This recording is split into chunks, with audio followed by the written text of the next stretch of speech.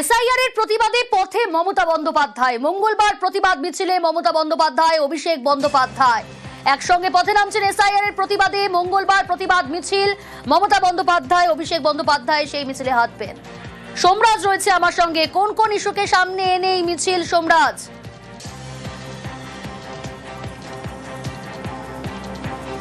দেখো, তোমাকে ইতিমধ্যেই জানিয়ে রাখি, তৃণমূল কংগ্রেসের শীর্ষ নেতৃত্ব সিদ্ধান্ত নিলেন যে দুপুর 2:30 থেকে এই মিছিল শুরু হবে। যে মিছিল হবে বি.আর. আম্বেদকর মূর্তি থেকে শুরু হয়ে শেষ হবে জোড়াসাঁকো ঠাকুরবাড়ি পর্যন্ত।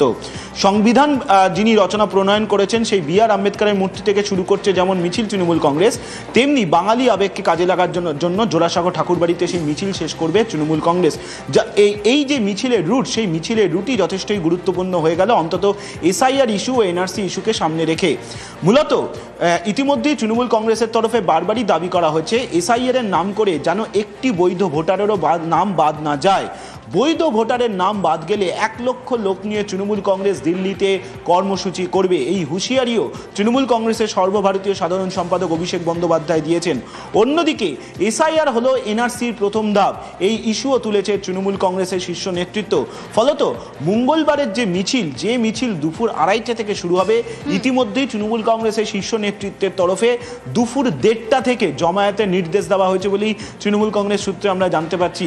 দুপুর 1:30 থেকে জমায়েত হবে। শুধুমাত্র কলকাতা, হাওড়া, হুগলির সংলগ্ন এলাকা থেকে তৃণমূল কংগ্রেসের নেতা কর্মীরা আসবেন। এবং অবশ্যই এই মিছিলে বারবার যে দেখা যাচ্ছে এনআরসি আতঙ্কে প্রাণহানির ঘটনা, 2 জন ইতিমধ্যে আত্মহত্যা করেছেন, 1 জন আত্মহত্যার চেষ্টা করেছেন। এবং শুধু তাই নয়, এই এনআরসি আতঙ্ককে সামনে রেখে ইতিমধ্যেই তৃণমূল কংগ্রেসের সর্বভারতীয় সাধারণ সম্পাদক অভিষেক বন্দ্যোপাধ্যায় তিনি সরব হয়েছেন। ফলত মঙ্গলবারের শহরের রাজপথে যে মিছিল হবে, সেখানে এসআইআরকে কেন্দ্র করে যে আন্দোলনের সুর তুলবেন মমতা বন্দ্যোপাধ্যায়, অভিষেক বন্দ্যোপাধ্যায়, তাতে কোনো সন্দেহ নেই। এবং এই যে মিছিলের রুট ঠিক হয়েছে সেটি হচ্ছে রেড রোডের বি.আর. আম্বেদকর মূর্তি থেকে শুরু করে রেড রোড ধরে রাজভবনের দক্ষিণ গেটের পাশ দিয়ে গিয়ে ডেকাস লেনের পাশ দিয়ে কেসি দাসের পাশ দিয়ে সেন্ট্রাল এভিনিউ ধরে জোড়াসাঁকো ঠাকুরবাড়িতে শেষ হবে। দুপুর 2:30 থেকে এই মিছিল। এসআইআর এর প্রতিবাদে পথে মমতা বন্দ্যোপাধ্যায়। মঙ্গলবার প্রতিবাদ মিছিলে মমতা বন্দ্যোপাধ্যায়, অভিষেক বন্দ্যোপাধ্যায়। এসআইআর এর প্রতিবাদে মঙ্গলবার কলকাতায় মিছিল, রেড রোডে বি.আর. আম্বেদকরের মূর্তি জোড়াসাঁকো পর্যন্ত মিছিল। পরপর আত্মহত্যার ঘটনার অভিযোগে প্রতিবাদ মিছিল, দুপুর 2:30 নাগাদ শুরু হবে এই মিছিল।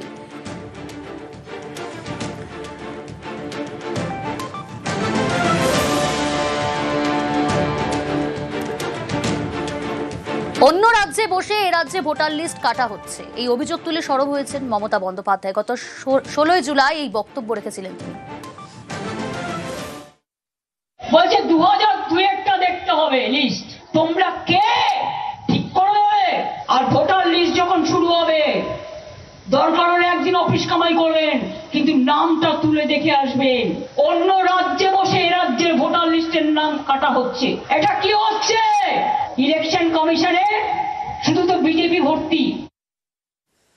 এসআইআর এর প্রতিবাদে পথে মমতা বন্দ্যোপাধ্যায়, অভিষেক বন্দ্যোপাধ্যায়। মঙ্গলবার এই প্রতিবাদ মিছিল শুরু হবে দুপুর 2:30। Red road B.R.. আম্বেদকরের মূর্তি থেকে জোড়াসাঁকো পর্যন্ত এই মিছিল। পরপর আত্মহত্যার ঘটনার অভিযোগেই এই প্রতিবাদ মিছিল। এসআইআর এর প্রতিবাদে পথে মমতা বন্দ্যোপাধ্যায়, অভিষেক বন্দ্যোপাধ্যায়। সরব হয়েছেন অভিষেক বন্দ্যোপাধ্যায়ও। এদের উদ্দেশ্য, লক্ষ্য একটাই, বাংলাকে অপমান করা, বাঙালিকে বাংলাদেশি বলে আখ্যায়িত করা, বাংলা ভাষাকে ব্যঙ্গবিদ্রুপ করা। এবং যেহেতু 2021-এ লেজে গোবরে হয়ে হেরেছে, 2024-এ 18 থেকে 12 হয়েছে, তাই বাংলার মানুষের থেকে তার মৌলিক অধিকার ছিনিয়ে নেওয়া আমরা হতে দেব না। একটা বৈধ ভোটারের যদি নাম বাদ যায়, বাংলা থেকে 1 লক্ষ লোক গিয়ে ইলেকশন কমিশনের অফিস ঘেরাও করবে। ক্ষমতা থাকলে অমিত শাহ দিল্লি পুলিশ আটকে দেখাক। এসআইআর বাতিলের দাবিতে আমরণ অনশনের হুঁশিয়ারি মমতা বালা ঠাকুরের। ঠাকুরনগরে বীণাপানি দেবীর ঘরের সামনে অনশন। এসআইআর বাতিলের দাবিতে আমরণ অনশনের হুঁশিয়ারি মমতা বালা ঠাকুরের। অনিরুদ্ধ রয়েছে আমার সঙ্গে সরাসরি। অনিরুদ্ধ, কি প্রতিবাদ কর্মসূচি নেওয়া হয়েছে?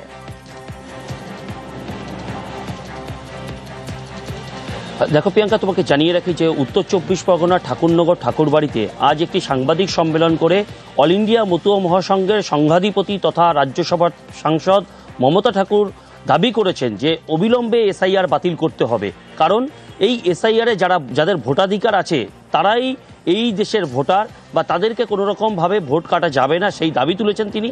এবং অল ইন্ডিয়া মতুয়া মহাসংঘের পক্ষ থেকে আগামী 5 তারিখ অর্থাৎ বুধবার বিনাপানি ঠাকুরের ঘরের সামনে আমরণ অনশন করা হবে।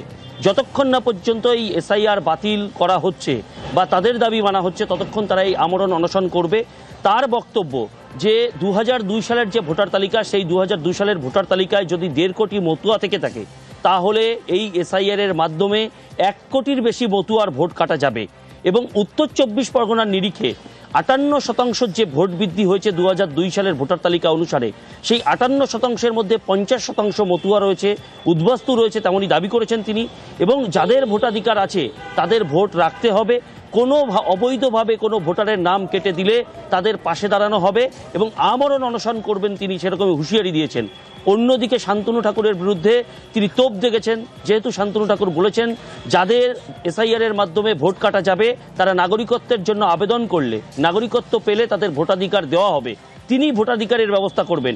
এটাকে মমতা ঠাকুর কটাক্ষ করে বলেছেন যে এটা পুরোপুরি মিথ্যা, তারা ভাওতা দিচ্ছেন সাধারণ মানুষকে। অন্যদিকে শান্তনু ঠাকুরের অল ইন্ডিয়া মতুয়া মহাসংঘের সাধারণ সম্পাদক আমরণ অন্বেষণে আমরা 5 তারিখ থেকে ঠাকুরবাড়িতে বড়মার ঘরের সামনে তারা সেখানে ধর্নায় বসে। আমাদের ভবিষ্যৎ আমরা এসআইআর বাতিল করার জন্য যে যারা এখানে ভোটার রয়েছে তাদের এখানে ভোটার অধিকার থাকে।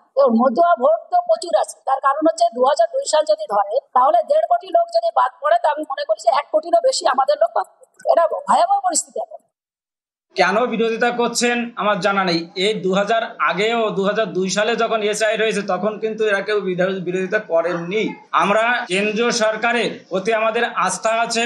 শান্তনু ঠাকুর মহাশয় নিজেও বলেছেন ভোটার তালিকায় নাম নথিভুক্ত করানোর দায়িত্ব আমার। যদি মতুয়ারা এবং উদ্বাস্তু মানুষ বাদ যায়, মতুয়া ভোট বাদ যাবে, এটা একটা বাহানা দিয়ে একটা আন্দোলন করতে হবে। মূলত রোহিঙ্গাদের ভোট এবং মৃত ভোট এবং অনুপ্রবেশকারীর ভোট বাদ যাবে, এটাই তাদের গাত্রদাহ। শুভেন্দু অধিকারীর বিরুদ্ধে কমিশনে নালিশ, বিরোধী দলনেতার মন্তব্যে আপত্তি তৃণমূল কংগ্রেসের। কি মন্তব্য করেছিলেন বিরোধী দলনেতা শুভেন্দু অধিকারী, শোনাই আপনাদের। বিহারে 52 জন বিএলও এখনো জামিন পায়নি। আপনাদের কিন্তু জেলে কাটাতে হবে, আর জেলে যাওয়ার জন্য তথ্য ডকুমেন্ট আমরা জোগাড় করে দেব।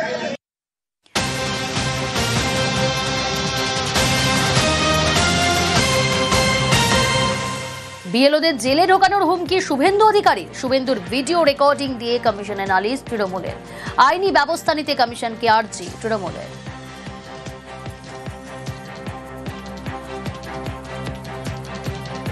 সাধারণ ভোটারদের এবং বিএলওদের উপর চাপ সৃষ্টি করছে যাতে বৈধ ভোটারদের নাম বাদ দেওয়া যায়। আজকে কোনো মিথ্যে কথা বলে আর পার পাওয়া যায় না, মানুষ আজকে ধরা পড়ে যায়। যার জন্য শুভেন্দু অধিকারী এখন ঢোক গিলতে হচ্ছে। কেন এত ডায়লগ বাজিয়েছি? আছে কথায় কথায় কোর্ট দেখাচ্ছেন। এখন যেহেতু কোর্ট থেকে রক্ষা কবচ তুলে দিয়েছে তার জন্য ভয়টা পেয়েছে। তো হুমকি দিলে, দাদাগিরি করলে জেল দিতে হবে, যত বড় মাতব্বর নেতাই হোক না কেন। তৃণমূলের অভিযোগে গুরুত্ব দিতে নারাজ শুভেন্দু অধিকারী। আমি যা বলেছি বিহারের কথা রেফারেন্স আবার বলুন, বিএলওরা তৃণমূল বিজেপি কোনো দলের কথা শুনবেন না। ইলেকশন তো করতে দেন, বোঝা যাচ্ছে তো পায়ে কাটা পড়ে। ইলেকশন কমিশনের দায়িত্ব সুরক্ষা দেয়, আর সুরক্ষা না দিতে পারলে আক্রান্ত হলে বিরোধী দলনেতার সাথে যোগাযোগ করবেন। আমিও যোগাযোগ করে দেবো, পূর্ণ সাহায্য করব।